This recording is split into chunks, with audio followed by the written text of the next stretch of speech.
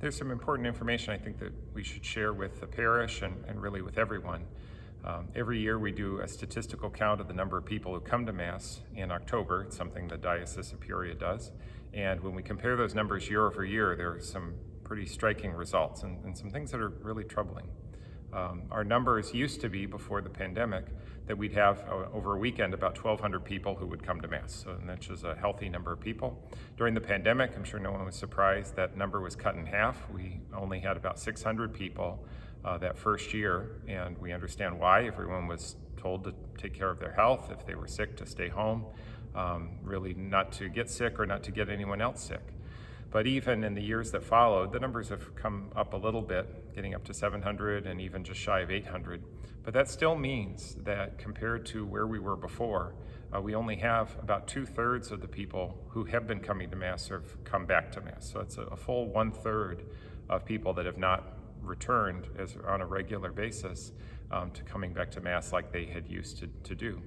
And we understand that the reasons why, the emergency situation that we were in, so that all makes sense. But it also communicated a subtle message, for better or for worse, that Mass isn't really that important. People were basically told that, well, there's other things more important than Mass. Your health is more important than Mass. And I'm afraid that what can happen is inertia sets in. We get used to maybe making excuses for other things, that we can start to find all sorts of other things that are just more important. I just don't have time. I just can't find the time or the energy or the motivation to get back into Mass. And there really is something to be said for inertia, that when we stop doing something, it becomes very difficult to get started again. When we have a habit that's in place, we can continue doing it, but once we break that habit, it can be really tough to restart. And I was asking some of the school kids for advice. I said, what should I tell the adults? What should I tell your parents? And some of the kids, they said, well, you should yell at them. And I said, no, that won't work. Maybe you should shame them. No, I'm not going to do that either. This really is, I think, a time for patient compassion. I know this is not easy. This is not an easy thing. And sometimes it really is extremely difficult to get out of a routine that we've been in. If that routine has been finding things other than Mass to go to on the weekend, then it's really hard to restart that again and to break out of that old routine. A couple years ago, when I lost weight and got healthy, I would spend time in the gym and I would focus on trying to eat right. And sometimes, and it's another good example where when you break that routine for a little bit, sometimes, after a little time off, it can get really hard to then say, I'm going to get up early and then get back into the gym again. Or after, maybe holidays or times at which we haven't been as strict about the diet, it's really hard to restart the diet again. This is a natural inclination in human nature. So I say this really with all compassion, that this is a challenging thing. This is not easy, to look at the choices that we make in life. And so often there's a short-term pleasure that we can look at and we say, boy, I just like to sleep in. Oh, I just be so much, life is so stressed. There's so many things going on. I've got so many responsibilities. I just need a little time for this.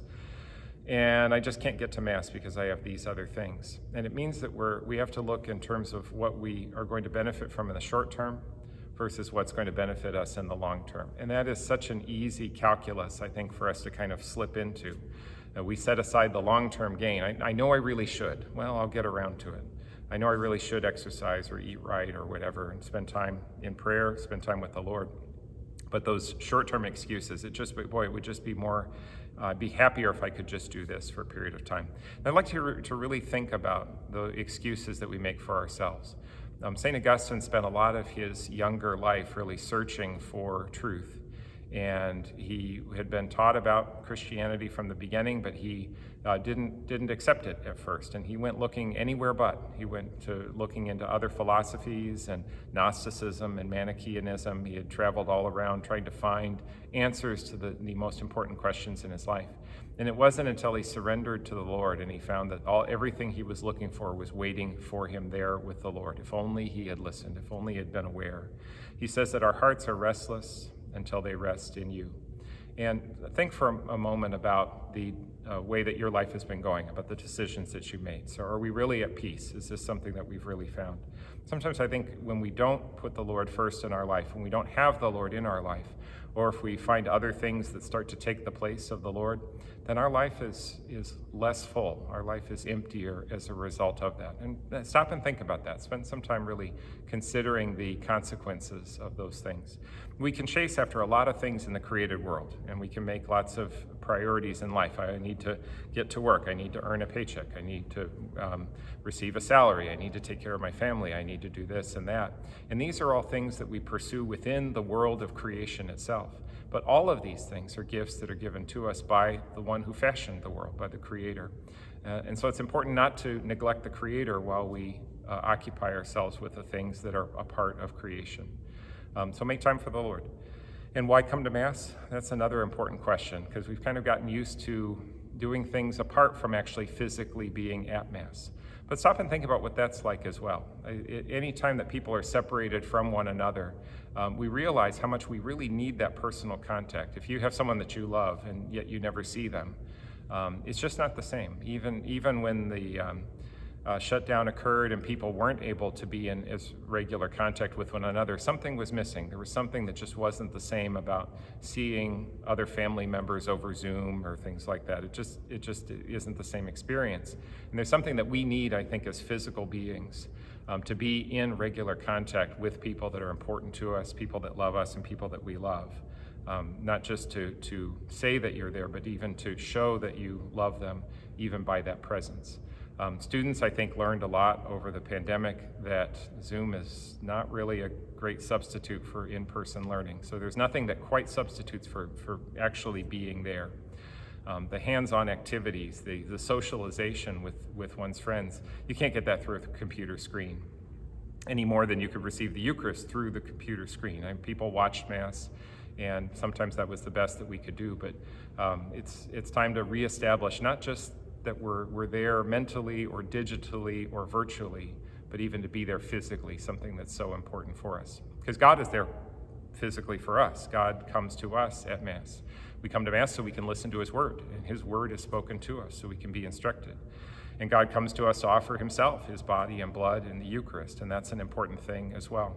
And so this is an opportunity which the Lord shows His love to us, and it's important for us to then reciprocate and show our love for Him, that we need to be as personally present to Him as He is personally present to us as well. We think about all the things that God does for us, but then also the parish. And I have to say this, He says the parish misses you. The parish is less when you're not here. So sometimes people might think, well, what difference does it make if I go to Mass or not? So who's going to notice?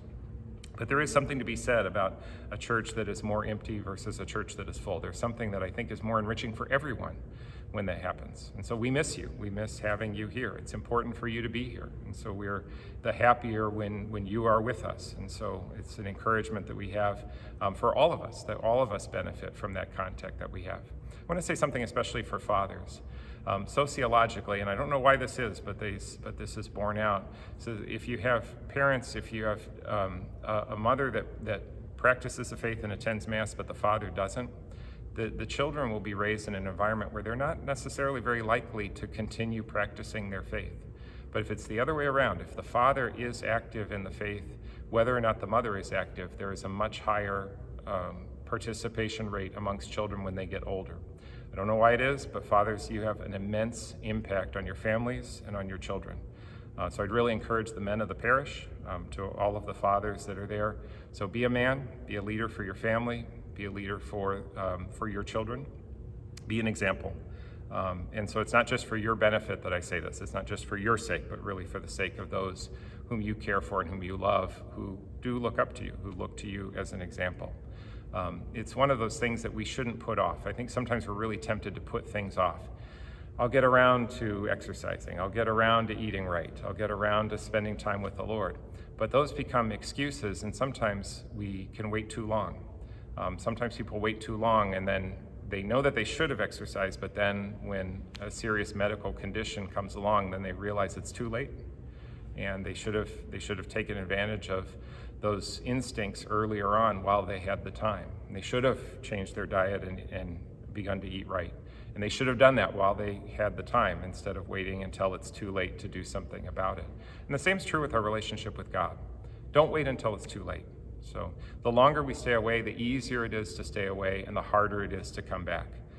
And so knowing that trend, don't make it any longer than it needs to be. Use this as a time to get back, an opportunity for us to reestablish that connection with the Lord. So I'd encourage you to make a concrete step, to take a concrete action. Sometimes this is hard. It's not an easy thing to do.